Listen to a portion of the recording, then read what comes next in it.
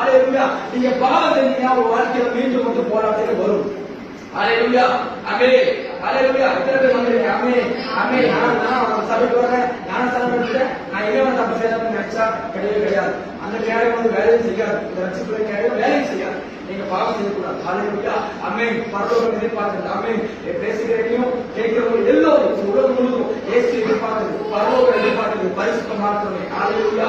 நீங்க பரிசுத்தமா இருந்தால் மாத்திரமே உங்களுக்கு நன்மை நடக்கும். ஆமென். நீங்க பரிசுத்தமா இருந்தால் மாத்திரமே அந்த கேடயம் வாழ்க்கை செயல்படும். நீங்க பரிசுத்தமா இருந்தால் மாத்திரமே உங்க சூழ்நிலைகள் மாறும். நீங்க பரிசுத்தமா இருந்தால் மாத்திரமே நீங்க நன்மைகளை பெற்றுக்கொள்ள முடியும். இல்ல நான் என் பாவத்தை ஜீவிப்பேன், நான் பழைய ஜீவன் ஜீவிப்பேன், நான் பழையபடி தண்ணி அடிப்பேன், பழையபடி சிகரெட் பிடிப்பேன், பழையபடி என் வாழ்க்கையில வாழ்வேன், பழையபடி நான் எல்லா பாவம் செய்வேன், டிவி பார்ப்பேன், சினிமா பார்ப்பேன், எல்லா காரியம் செய்வேன், போய் பேசுறேன், எல்லாம் செய்வேன்னா நம்ம வாழ்க்கை பிரச்சனை வரதான் செய்யும். ஹalleluya. ஆமென். அவங்க எத்தனை பேர் ஏற்றுக்கொள்வீங்க? ஹalleluya. ஆமென்.